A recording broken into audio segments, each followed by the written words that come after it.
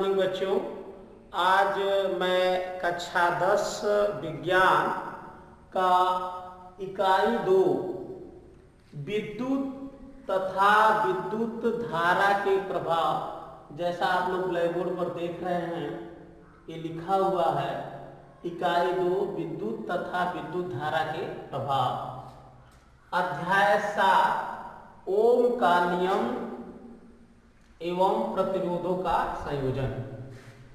बच्चों मैं बता दूं, आज हम लोग इस लेसन से संबंधित जो भी थियरी है उसको समझेंगे और आंकिक प्रश्न हल करेंगे और जो कुछ सूत्र होते हैं उसको हम लोग डिफाइन करेंगे।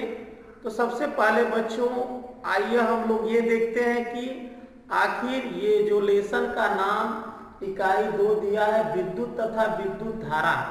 सबसे पहले ये हम लोग जानते हैं कि विद्युत, जिसको इंग्लिश में हम लोग कहते हैं इलेक्ट्रिक, होता क्या है। बच्चों मैं बता दूं, आप सभी लोगों के घरों पर बिजली का कनेक्शन होगा, उसी को विद्युत कहा जाता है। और विद्युत धारा किसे कहा जाता है? जो उसमें से होकर करंट बहता, जिसको हम लोग कहते हैं करंट, उसी को कहा जाता है धारा। धारा का इंग्लिश नाम जो होता है वो करंट होता है। तो मैं बच्चों बता दूं आप लोगों को, आप लोगों के घर पर बल्ब लगा होगा, फैन लगा होगा और भी जो इंस्ट्रूमेंट है वो लगे होंगे। जब उसको आपको चालू करना होता है या ऑन करना होता है तो सामान्य तौर पर आप एक स्विच को दबा देते हैं और वो आपका इलेक्ट्रिक सिस्टम और जो भी आपका वो इंस्ट्रूमेंट होता है वो ऑन हो जाता है। तो जब हम स्विच को ऑन करते हैं तो धारा उससे होकर के उस फैन में जाती है और उस फैन को क्या करती है, ऑन कर देती है, जिससे फैन चलने लगता है और हमको हवा मिलती है। इस तरह विद्युत के बारे में आप लोग समझ गए बच्चों, और विद्युत धारा के बारे में। आइए हम लोग चलते हैं ओम का नियम प्रतिरोधों का संयोजन में। सबसे पहले हमारा है चालक। चालक की परिभाषा देखिए बच्चों, मैं अभी आप लोगों को इस तरह बोल करके अगर समझाता तो संभवतः आप लोग उसको जो है नोट नहीं कर पाते, इसलिए मैं क्या कर रहा हूँ, ब्लैक बोर्ड पर परिभाषा लिख दे रहा हूँ और आप लोग उसको क्या करिएगा, कॉपी पेन लेकर के और बाकायदे साइंस की कॉपी लिख करके विज्ञान की और लेसन डाल करके ये परिभाषाएं जो भी मैं यहाँ ब्लैक बोर्ड पर लिख रहा हूँ उसको लिख लीजिएगा और उसको याद करिएगा। और मैं इसको समझा भी रहा हूँ, उसको ध्यान से आप लोग समझिए। ध्यान दीजिए बच्चों, चालक। चालक क्या होता है? वे पदार्थ जिनमें होकर आवेश एक स्थान से दूसरे स्थान को सुगमता से प्रवाहित हो जाता है, विद्युत के चालक अथवा सुचालक कहलाते हैं। अक्सर बच्चों आप लोगों ने देखा होगा कि जब कोई कारीगर बिजली को मेंटेनेंस करने वाला या एक तरह से हम लोग कह सकते हैं मिस्त्री जो होता है, आप लोग देखे होंगे, वो अपने पास प्लायर रखता है या टेस्टर रखता है या कुछ भी इंस्ट्रूमेंट रखता है, तो आप लोग देखे होंगे कि उसके ऊपरी जो भाग होता है उस पे प्लास्टिक का कवर चढ़ा होता है। बच्चों ऐसा क्यों होता है? क्योंकि प्लास्टिक जो होता है वो जो होता है विद्युत चालक, वो अचालक होता है, जिससे होकर विद्युत धारा उसको यानी करंट उसको नहीं लगती है। अगर उसी को लोहे तांबे यानी किसी भी धातु से अगर उसको नंगा अगर हम लोग पकड़ ले उस तार को या टच कर दे तो हमको क्या होता है, हमको करंट लग जाता है या विद्युत का शॉक लग जाता है। तो वे पदार्थ जिनसे होकर, यहाँ पर लिखा भी गया है, मैं अभी आप लोग बता, वे पदार्थ जिनसे होकर विद्युत धारा सुगमता से प्रवाहित हो सकती है उसे हम लोग क्या कहते हैं, चालक कहते हैं। आइए बच्चों अब हम लोग देखते हैं अचालक। देखिए चालक का जस्ट उल्टा अपोजिट अचालक होता है। जैसे चालक में हम लोग देखे हैं वे पदार्थ जिनमें होकर आवेश एक स्थान से दूसरे स्थान को सुगमता से प्रवाहित हो जाता है, विद्युत के चालक अथवा सुचालक कहलाते हैं। इसी के जस्ट विपरीत कहें आप लोग या इसको इंग्लिश में अपोजिट कहें, अचालक वे पदार्थ जिनमें आवेश का प्रवाह नहीं हो सकता है, यानी जिनसे होकर विद्युत धारा एक स्थान से दूसरे स्थान को नहीं जा सकती है, वे विद्युत के अचालक अथवा विद्युत रोधी कहलाते हैं। बच्चों आप लोग अपने घरों पर देखे होंगे वायर, जो फैन वगैरह चाहे एक स्थान से दूसरे स्थान पर कनेक्शन किए जाते हैं, वो वायर देखे होंगे आप लोग, उस पे एक प्लास्टिक का कोटेड प्लास्टिक लगा होता है। वो जो प्लास्टिक होता है उसके अंदर एक वायर होता है जो धातु की वायर होती है। कई प्रकार की धातुओं की वायरें होती हैं। प्लास्टिक किस लिए लगा होता है कि प्लास्टिक जो होता है विद्युत का क्या होता है, अवरोधी होता है। आगे हम लोग देखते हैं बच्चों अर्धचालक, वे पदार्थ जो सामान्य अवस्था में अचालक हैं परंतु उसमें कुछ अपद्रव मिला देने पर चालक बन जाते हैं, अर्धचालक कहलाते हैं। अर्धचालक मतलब वो अचालक ही कहलाते हैं लेकिन उसमें कुछ अपद्रव्य डालने से वे चालक की भांति काम करने लगते हैं, इसलिए उनको अर्धचालक कहा जाता है।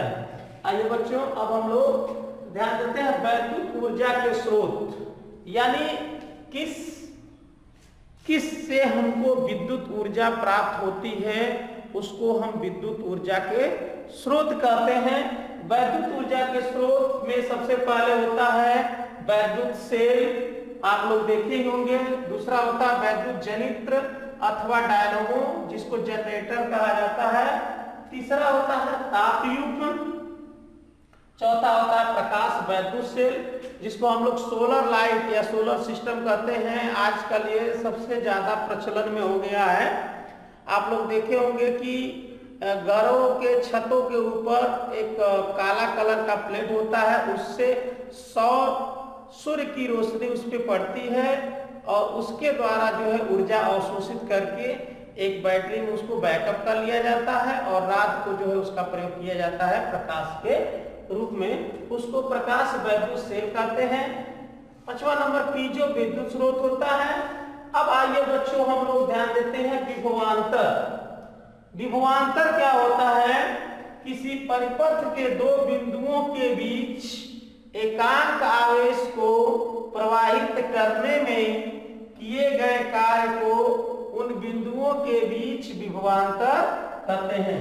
फिर से एक बात इसको आप लोग देखिए, विभवांतर किसी परिपथ के दो बिंदुओं के बीच एकांक आवेश को प्रवाहित करने में किए गए कार्य को उन बिंदुओं के बीच विभवांतर कहते हैं।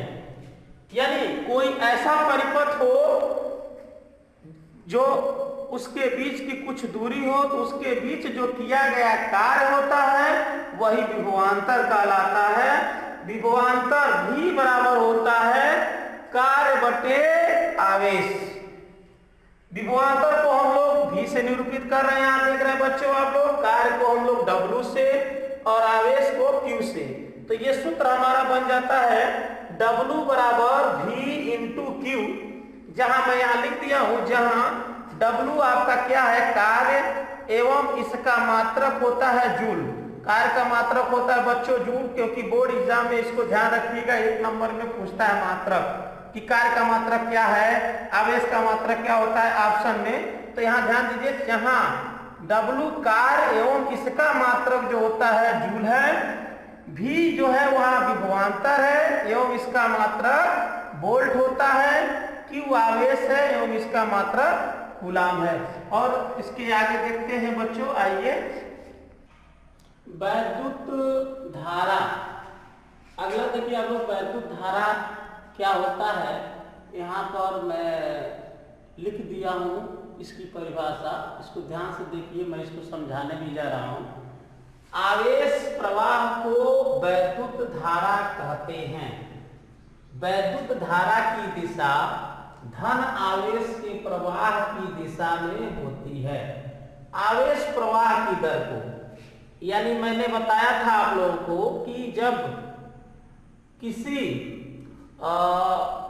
माध्यम से होकर आवेश एक स्थान से दूसरे स्थान तक जाता है उसको आवेश प्रवाह की दर कहा जाता है। और आवेश प्रवाह की दर को जो कहा जाता है वैद्युत धारा कहते हैं। और उसकी दिशा जो होती है हमेशा जो होती है पॉजिटिव होती है, यानी धनात्मक दिशा की ओर होती है। अब आइए बच्चों हम लोग देते हैं विद्युत धारा। विद्युत धारा जिसको हम लोग I से निरूपित करते हैं। विद्युत धारा I बराबर होता है आवेश Q बटे समय T, या इसको अगर हम लोग सूत्र के माध्यम से करें तो Q बराबर होता है I इंटू T। देखिए बच्चों फिर से मैं बता रहा हूं, विद्युत धारा I बराबर होता है आवेश Q बटे समय T, या Q बराबर I इंटू T। यहाँ मैं सब बता दे रहा हूं कि Q क्या होता है, I क्या होती है, T क्या होता है। देखिए बच्चों जहां मैंने यहां लिख दिया है, जहां I धारा एवं इसका मात्रक होता है एम्पियर, धारा का मात्रक होता है एम्पियर, विद्युत धारा का मात्रक होता है एम्पियर। T समय, T क्या है, समय यानी टाइम है, और समय का मात्रक आप लोगों को पता है सेकेंड होता है। Q जो है आवेश एवं इसका मात्रक कूलम होता है। आइए बच्चों अब इसके बाद हम लोग देखते हैं ओम का नियम। जैसा कि इस लेसन में बताया गया था, ओम का नियम क्या होता है, यदि किसी चालक की भौतिक अवस्थाओं, भौतिक अवस्था मतलब ये होता है जैसे मान लीजिए उसकी लंबाई चौड़ाई और ऊंचाई में कोई परिवर्तन न हो, ताप इत्यादि के कारण उसको कोई परिवर्तन न हो, तो उसके सिरों पर लगाए गए विभवांतर तथा उसमें बहने वाली वैद्युत धारा का अनुपात नियत रहता है। यदि चालक के सिरों पर लगा विभवांतर भी हो, यानी ओम के नियमानुसार यदि चालक के सिरों पर लगा विभवांतर भी हो तथा उसमें बहने वाली धारा आई हो, तो ओम के नियमानुसार आपका होता है V बटे I बराबर नियतांक। फिर नीचे आएंगे बच्चों, V बटे I बराबर नियतांक की जगह पर लिख देंगे R, ये क्रॉस मल्टीप्लाई करेंगे तो हो जाएगा आपका V बराबर I इंटू R, जहां V क्या है आपका विभवांतर है, और विभवांतर का मात्रक जो होता है वोल्ट होता है, I आपकी धारा है एवं इसका मात्रक एम्पियर होता है, R प्रतिरोध है एवं इसका मात्रक ओम होता है, और ओम का ये प्रतीक है। और बच्चों आप लोग ये चीज ध्यान दीजिए कि सरकार द्वारा जो ये लॉकडाउन सिस्टम चल रहा है ये कब तक चलेगा इसका तो कोई गारंटी है नहीं, इसलिए आप लोग किसी भी माध्यम से बुक की व्यवस्था कर लीजिए, या तो पिछले साल के जो बच्चे हों कक्षा 10 के उनसे बुक ले लीजिए और उसको देख करके उसमें जो एग्जाम्पल है या उस लेसन वाइज